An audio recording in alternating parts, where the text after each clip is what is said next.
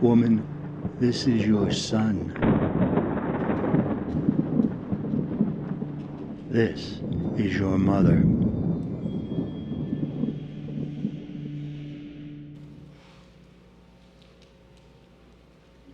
My son, my beloved, what have they done? What has the sin of man caused that my heart must be broken? A mother's love cannot fathom, cannot take this pain that you suffer. How can redemption be done in this manner? And why must grace be the color of crimson? Looking up through my tears and devastation, I dare gaze into the depths of your eyes, past a face I barely recognize. I call to mind the moment the angel told me that I had been chosen, a woman betrothed to another, yet set apart to bear you, the Son of God in my womb. I was scared, like any new mother would be. So many thoughts, questions, and emotions ran through me. How I tottered between excitement and anxiety. Out of all of the women in the world, why would he choose me to carry this responsibility?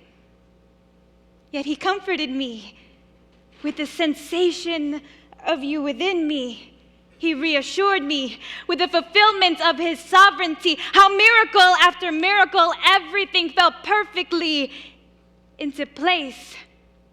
How every morning his mercies would be new, and consistently his faithfulness proved great.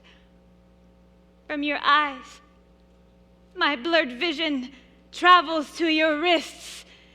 With nails pierced through them and onto timber, I suddenly remember how you would reach for me with those little fingers as I cradled you in my arms, catching a glimpse of heaven's wonder. No words or pictures could capture the splendor of this newborn Savior.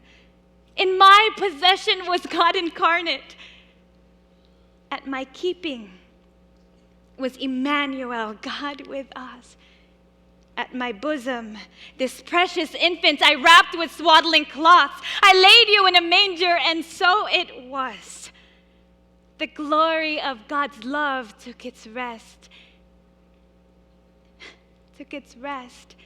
in my palms. I recall the shepherds speaking of you. They marveled, yet I kept them and pondered them in my heart, to think that the King of Kings and Lord of Lords could come from such a humble start. It seemed like just yesterday, but now here we are, my child hanging from the cross without justifiable cause, paying the price for mankind to bring us back to himself. I see your feet, and I am taken back to your first steps. How you tumbled and fell. Indeed, you are fully God, yet fully human. If only they knew the limbs that they pinned are those of a man more powerful than them. With a plan, an agenda beyond comprehension, trekking in and through our lives, changing the nature of tradition, journeying into the uncharted regions of our being, shedding light on false religion, walking our familiar roads, facing the bittersweetness of conviction, marching straight into our hearts with an intention, trampling the darkness within, claiming victory over sin and death, taking back his prized possessions. Oh, if they only knew where your feet have been. As I fight the anguish of my flesh, and I reminisce these memories.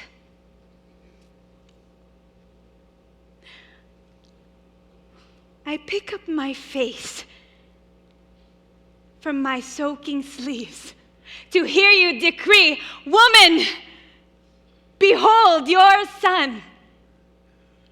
I stand frozen, yet not forgotten, our bond like no other. You look unto John, "Behold your mother." This unforeseen joy is overwhelming.